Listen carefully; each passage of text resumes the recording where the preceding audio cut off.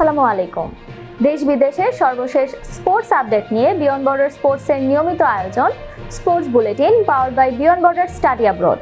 আর এই আপডেট নিয়ে আপনাদের সাথে আছি আমি সুমাইয়া জাহান সামান্থা। চলুন দেখে নেই আজকের স্পোর্টস আপডেট।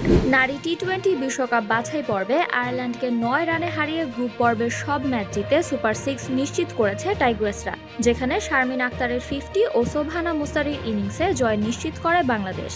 এছাড়া এই নিয়ে বিশ্বকাপ বাছাইয়ে টানা চতুর্থ জয় পেল বাংলাদেশ। ফিটনেস ও অ্যাভেইলেবিলিটি সাপেক্ষে সাকিব আল হাসানকে জাতীয় দলে ফেরার সুযোগ দিয়েছে বিসিবি, অর্থাৎ যেসব ভেন্যুতে খেলার মতো শারীরিকভাবে প্রস্তুত থাকবেন সেসব সিরিজেই তাকে দলে অন্তর্ভুক্ত করতে পারবেন নির্বাচকরা। গতকাল বিসিবির সভা শেষে বিষয়টি নিশ্চিত করেন মিডিয়া কমিটির চেয়ারম্যান আমজাদ হোসেন।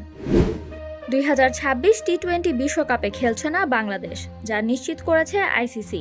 নিরাপত্তা হুমকির প্রমাণ না পাওয়ায় সূচি পরিবর্তন করেনি আইসিসি। ফলে বিসিবি সূচি অনুযায়ী ভারতে খেলতে অস্বীকৃতি জানানোয় তাদের পরিবর্তে স্কটল্যান্ডকে নেয়ার কথা জানিয়েছে আইসিসি।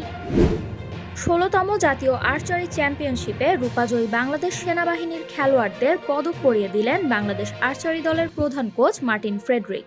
এছাড়া সর্বোচ্চ 5টি স্বর্ণ জিতে চ্যাম্পিয়ন হয় বাংলাদেশ বিমান বাহিনী। বাংলাদেশ ক্রিকেট বোর্ডের পরিচালনা পর্ষদ থেকে পদত্যাগ করেছেন গেম ডেভেলপমেন্ট বিভাগের দায়িত্বে থাকা ইশতিয়াক সাদেক। ঠিকমতো সময় দিতে না পারার কারণ উল্লেখ করে বিসিবির পরিচালনা পর্ষদের সভায় পদত্যাগপত্র পাঠিয়েছেন তিনি।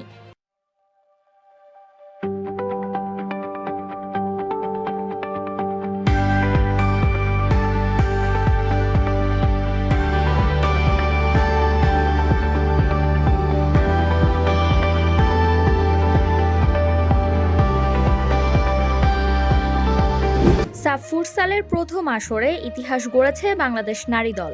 শেষ ম্যাচে মালদ্বীপকে 14-2 গোলে হারিয়ে চ্যাম্পিয়ন হয়েছে সাবিনা খাতুনের দল। এছাড়া ভারত, নেপাল, শ্রীলঙ্কা ও পাকিস্তানকে হারিয়ে জয় দিয়ে টুর্নামেন্ট শেষ করল বাংলাদেশ।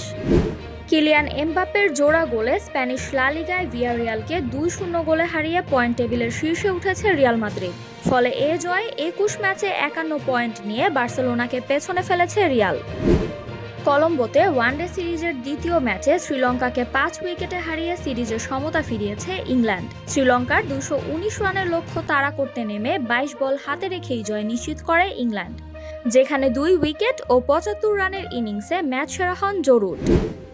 অস্ট্রেলিয়ান ওপেনের তৃতীয় রাউন্ডে জিতে গ্র্যান্ড স্ল্যামের প্রথম খেলোয়াড় হিসেবে 400 ম্যাচ জয়ের মাইলফলক স্পর্শ করেন নোভাক জকোভিচ, যেখানে নেদারল্যান্ডসের বোতিজ ফন্ডেকে হারিয়ে শেষ 16 নিশ্চিত করেন 24 বারের গ্র্যান্ড স্ল্যাম জয়ী এই সার্বিয়ান তারকা।